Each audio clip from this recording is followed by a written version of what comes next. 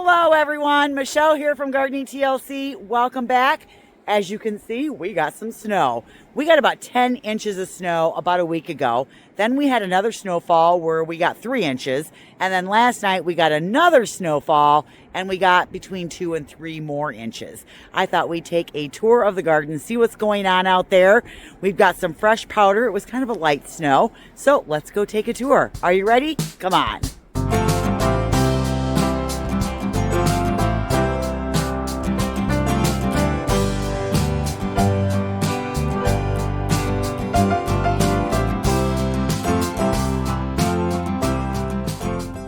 You can tell it's a powder snow. We get a little bit of wind and it starts just pushing it right off those trees. And then it's coming over here and snowing on me. So we are going to start right here in the front garden. And I love the front garden when it's covered with snow. I have not even plowed my driveway yet today. So we're going to get on out here and take a look. And here is the porch. And I do have that covered porch. So there's a little bit of snow that blows up in here, but not a lot. And as you can see, everything in here is looking really great. So we don't get a lot of damage up on the porch from windstorms, but boy, have we gotten a lot of snow out here.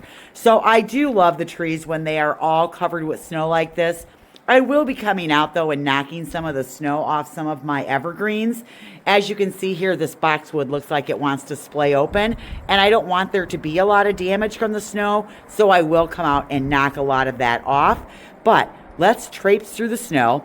It's so beautiful when no one has actually walked through it yet, but we're going to walk through it. I've got my winter boots on down here, and let's take a look at the garden. Oh, so beautiful.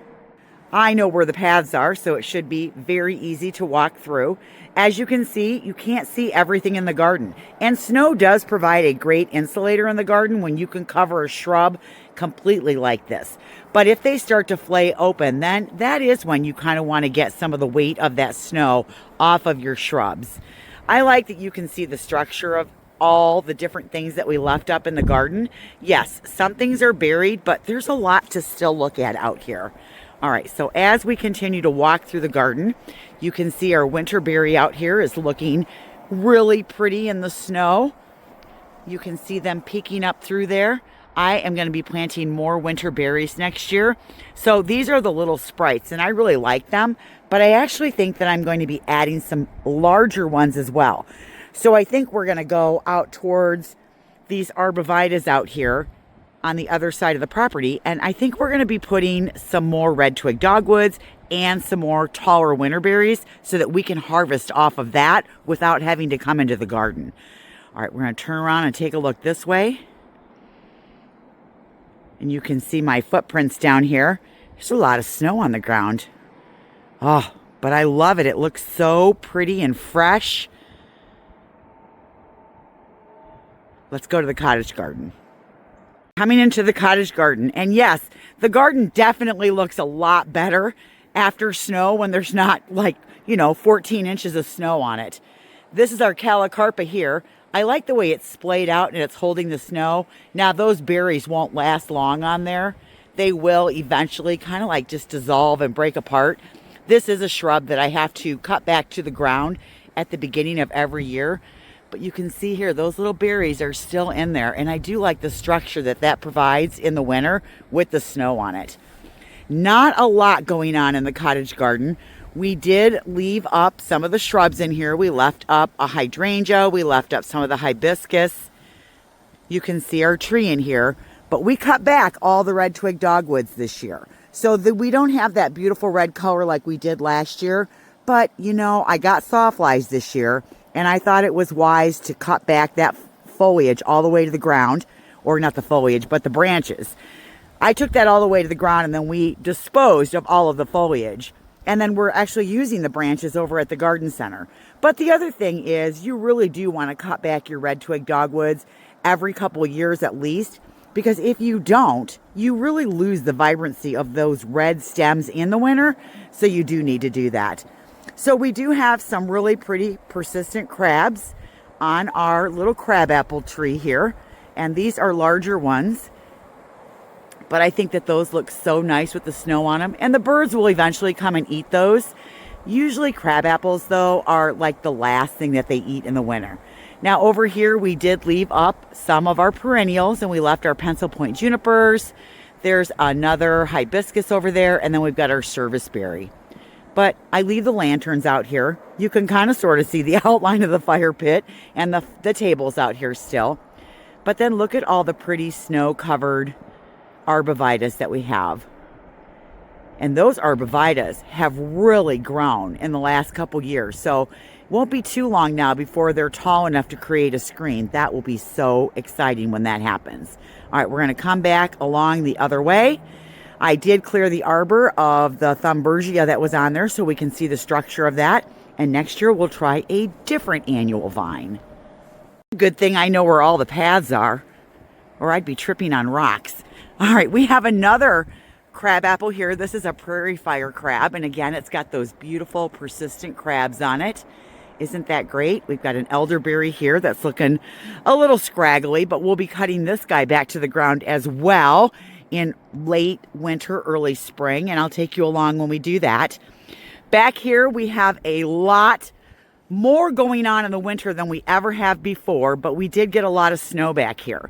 You can see our weeping white pine right here is totally covered, and you can't really see any of the shrubs in here. Our oak leaf hydrangeas are probably the biggest thing out in the garden, along with the viburnums along the other side. I do leave my obelisk out, and you can see that a lot of the shrubs and the perennials in here are totally covered. So when there's a little less snow, we'll be able to see everything. But right now, that's kind of what the back garden looks like. We did clear out everything that was in the terraced bed, so those are completely empty and ready to go. And this is our new bed right here that's just sitting there. It's working. It's working its magic, even though it's winter. It's breaking down and it's working. And next year we'll be able to plant that all up. I cannot wait to plant the second layer in that. It's going to look so awesome. One of the other things I absolutely love, though, is I love the snow on the trees and how the trees kind of have their own beautiful look with that layering of snow on there. I just think that that's just absolutely gorgeous. I did leave quite a bit up in this garden, but you totally cannot see it. Here's our little Mr. Bowling Ball arborvitaes. Little bitty mounds. You can't even see them in there. And then there's Haconocloa grass underneath all of this as well. And even our little girl is buried.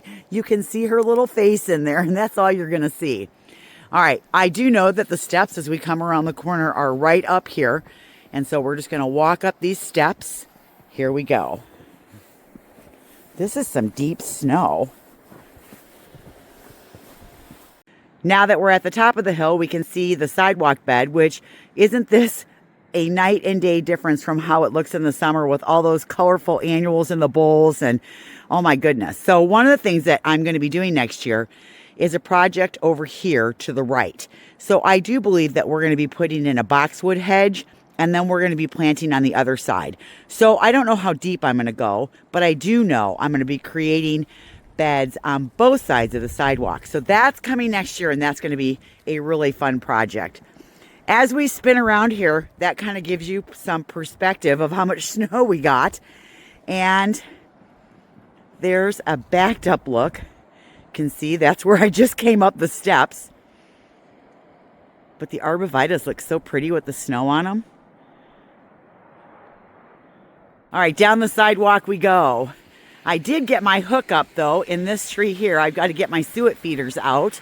And so that's one of the things I definitely like to do in the winter is get all my suet feeders out for the animals.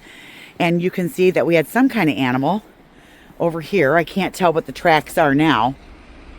It's not a rabbit, because usually a rabbit has a drag behind the paw print. But we had something that came through here. All right. Again, I'll probably need to come out and knock the snow off these boxwoods as well. All right, let's take a look at the driveway bed. And look at that. Oh, look at all that beautiful, pristine white snow. Oh, there's my pile of snow from the plow from the first plowing that we did. The garden beds are all tucked in over there. Here's our new privacy screen area with our new arborvitae planting. So you can see the outline of those. They're super pretty. I can't wait till that one grows up. It makes me want to do some more on this side of the property to create some more screens in there. All right, let's take a look at the driveway bed, looking at it this way. As you can see, I did leave the alliums up on the edge of the driveway, but I did cut back everything that was right here because you can see I plow snow there. I have a little pole in here to show me where the edge of the bed is so that I don't scrape up anything on the edge or all the mulch. Our woodilla is still in here and we'll be cutting that back as well. The hydrangeas are in, the magnolias there. These are all tall stonecrop or sedums over here. So a little bit more going on in this bed and the front bed because these are the beds that I see all the time. And so we leave a lot more up in them.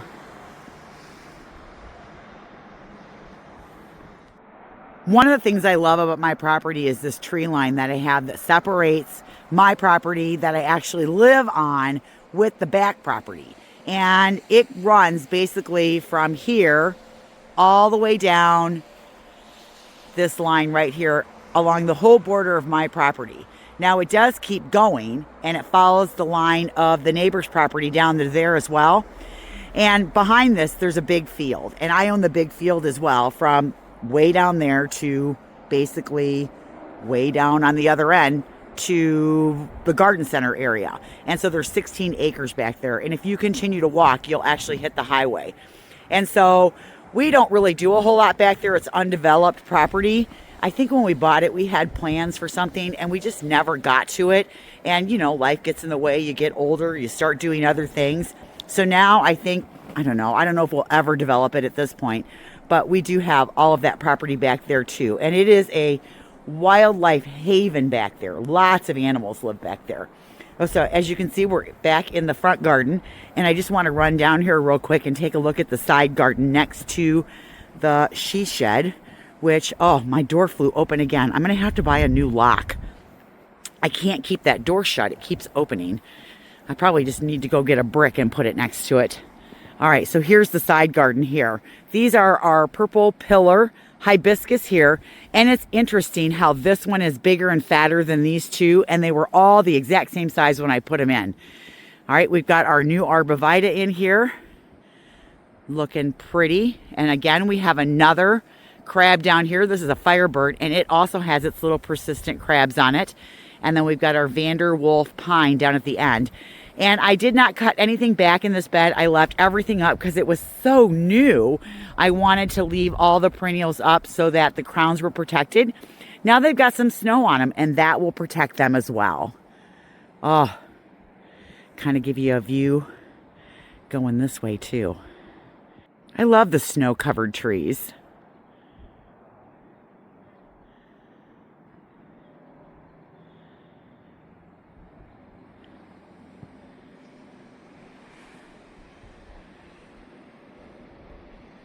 All right, you guys, there you have it. That's the winter garden for you. Now, hopefully you've been following along as we've been doing our videos this winter. Don't forget, we are going to have one more garden gab this winter. We're going to do it Saturday, December 20th.